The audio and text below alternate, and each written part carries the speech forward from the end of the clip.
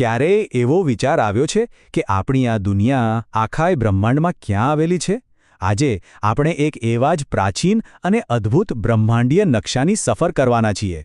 આ એક એવી સફર છે જે આપણી દુનિયાને જોવાનો એક નવો જ નજરિયો આપશે.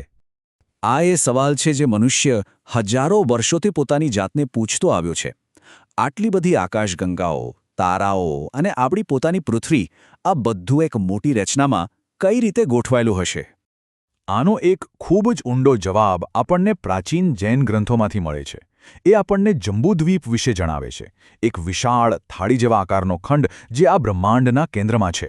અને આપણી દુનિયા એ તો બસ એનો એક નાનકડો હિસ્સો છે. તો ચાલો આ પ્રાચીન દુનિયાના નકશાને સમજવાની શરૂઆત કરીએ. સૌથી પહેલાં એની ભૂગોળ અને એના માપ વિશે જાણીએ. સૌથી પહેલાં તો એ કેટલું વિશાળ છે એની કલ્પના કરો.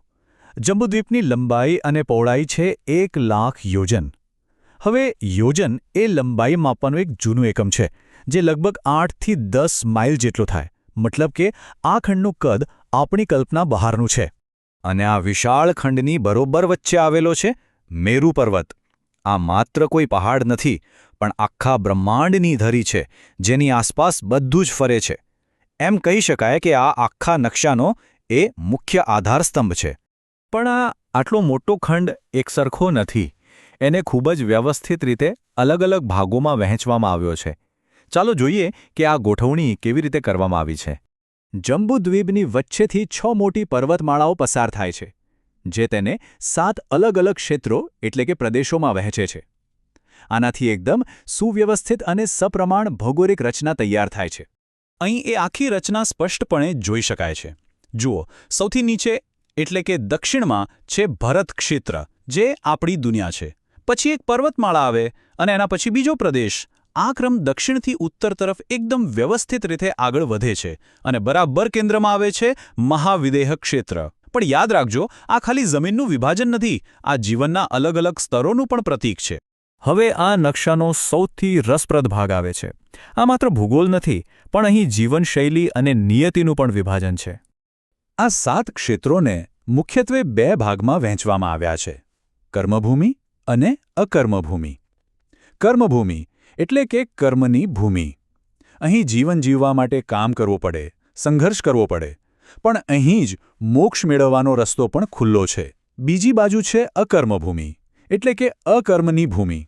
અહીં બધું જ કલ્પવૃક્ષોથી મળી રહે છે. જીવન એકદમ સરળ છે, પણ ત્યાંથી મુક્તિનો કોઈ માર્ગ નથી. આખા જંબુદ્વીપના 7 ક્ષેત્રોમાંથી ફક્ત આ 3 જ કર્મભૂમિ છે. દક્ષિણમાં આપણું ભરત ક્ષેત્ર, કેન્દ્રમાં મહાવિદેહ ક્ષેત્ર અને ઉત્તરમાં ઐરવત ક્ષેત્ર.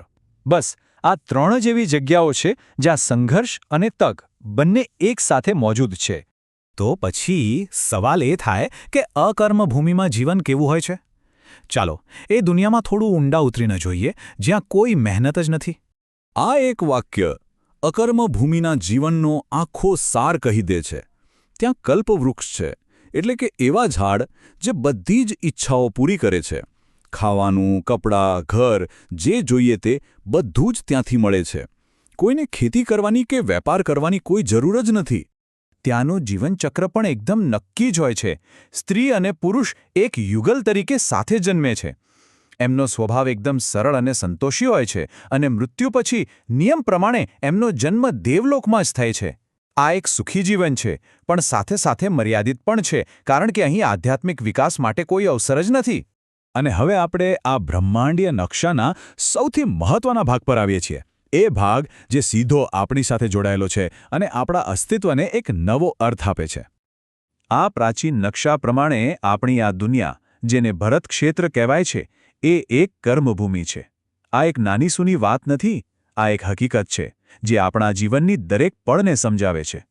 આનો સીધો મતલબ એ છે કે આપણે એવી ધરતી પર છીએ જ્યાં સંઘર્ષ, મહેનત અને તકલીફો જીવનનો એક ભાગ છે. પરંતુ આ જ સંઘર્ષ આપણને પરમ મુક્તિ એટલે કે મોક્ષ મેળવવાની એક અનોખી તક પણ આપે છે. અકર્મભૂમિના સરળ સુખની સામે આપણી પાસે આધ્યાત્મિક આઝાદીની સંભાવના છે, અને આ એક એવો વિશેષાધિકાર છે જેનો આપણે શ્રેષ્ઠ ઉપયોગ કરવો જોઈએ. અને આ બધી વાત આપણને એક અંતિમ સવાલ પર લાવીને ઊભી રાખે છે. શું આપણા સ્થાનનો અર્થ એ છે કે આપણા સંઘર્ષો કારણ વગરના નથી, પણ એ જ આપણા જીવનને અર્થ આપનારી સૌથી મોટી તક છે? આ બ્રહ્માંડનો નકશો આપણને આપણા જીવનના હેતુ વિશે બીજું શું શીખવી શકે છે?